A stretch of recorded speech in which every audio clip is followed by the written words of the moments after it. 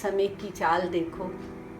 एक बड़ा भाई जिसके साथ बचपन का हर क्षण सुरक्षा में काटा, अल्लड़ सा भाई जिसने अपना जीवन बड़े आनंदमय वातावरण में इस संसार में आकर के पूरा करते हुए, और माता पिता ने पूरे समर्पण के साथ आपके बढ़ने के समय पर आपको हर ढंग की शिक्षा ज्ञान सब देने के लिए कोई कसर नहीं उठा रखी।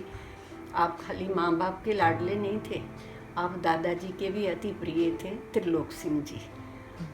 पिताजी बताते थे कि रणधीर को देखकर बापू ऐसे मुस्कुराते थे जैसे भगवान को देखकर भगत मुस्कुराता है।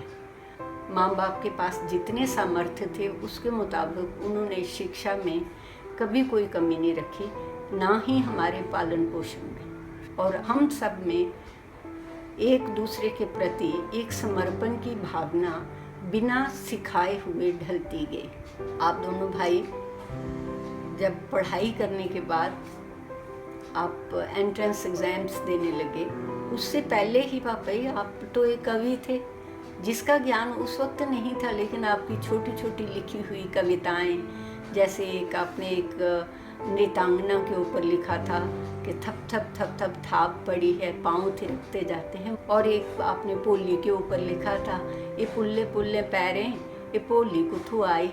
फिर बया बरैगड़ी के ऊपर आपने एक कविता लिखी जिसमें आप एक बार आधी रात को उठ के माँ को उठाया कि बेया पक्षी को डोगरी में क्या बोलते हैं, तो माँ ने कहा बरैगड़ी। तो बरैगड़ी को उस भाषा में इसलिए बोलते थे बरैगड़ी कि वो कीकर के पेड़ों पर उल्टा अपना वो घर बनाती थी। तो उन्होंने बोला ये इसलिए बनाती है कि बारिश से उसके बच्चे भीग ना जाएं, जैसे माँ अपने दुपट्टे में अपने बच्चों को समेटती है, ऐसे बरैगड़ी जो है उस कविता को लेकर के आपने एक बहुत सुंदर बरैगड़ी दा आलड़ा कविता की रचना की। आप एयरफोर्स में चले गए। जब आप एयरफोर्स में गए तो पापा पता है आपको कि माँ और बापू क्या बोलते थे? कहते पुत्र हमारा तो कवि है। कहीं ऊपर जहाज़ उड़ाते हुए तो कोई बादल उड़ता हुआ दिखाई दिया तो परी समझ के जहाज़ को छोड़कर ये उसके ऊपर कविता लिखने बैठ जाएगा। और हमारी माँ को वो पिताजी हमारे माले कहते थे, तो मैले जहाज़ का क्या होगा? तो सारे हंस के खिलखिला के हंसते थे कि पापा जी आप क्या करेंगे। वी वर सो हैप्पी जिस वक्त आप कमीशन हुए और सडनली आप बड़े भाई की जगह एक बड़े सदस्य के रूप में घर के अंदर आए। और जब आपने घर में प्रवेश किया तो बापू की आंखें आपको देखकर पानी से डबडबा आई। माँ से कहा तेरा कमाऊ बेटा आया है। फिर आए, आप बैठे, आप यूनिफॉर्म में थे। आज भी मुझे आपका वो शरहरा बदन और वो आपकी एयरफोर्स की यूनिफॉर्म मुझे विद एक विंग के साथ लगी हुई दिखती है। बस उसी तरीके से जीवन चल पड़ा। फिर थोड़े दिनों के बाद 65 में आपकी शादी हो गई। जो आपकी पत्नी आई उन्होंने इस घर को कभी फील ही नहीं हुआ कि वो दूसरे घर से आई हैं। ऐसे लगता था कि वो भाभी ना होकर के हम बहनों में से एक हैं। पिताजी और माताजी कहा कि जब तक हम जिंदा हैं बच्चों को हमारी तरफ से कोई बोझ नहीं होगा, लेकिन आपका भाग्य समझो, हमारा भाग्य समझो कि आपकी शादी के 14 महीने के अंदर दोनों माँ बाप इस संसार को त्याग कर चले गए। एक अल्लड़ नौजवान और उसकी अल्लड़ पत्नी के कंधों पर एक 8 आदमियों के परिवार का बोझ आ पहुँचा। उनके जाने के बाद किसी की शिक्षा में, किसी के रहने बहने में, किसी प्यार में कोई अंतर नहीं आया। ऐसे लगा कि आपने और प्रेम ने अम्मा बापू की जगह ऐसे ले ली है कि वो ही आपके अंदर समा गए। और आपने बड़े धीरज के साथ सब कठिनाइयों का सामना करते हुए आपने सबको पढ़ाया लिखाया।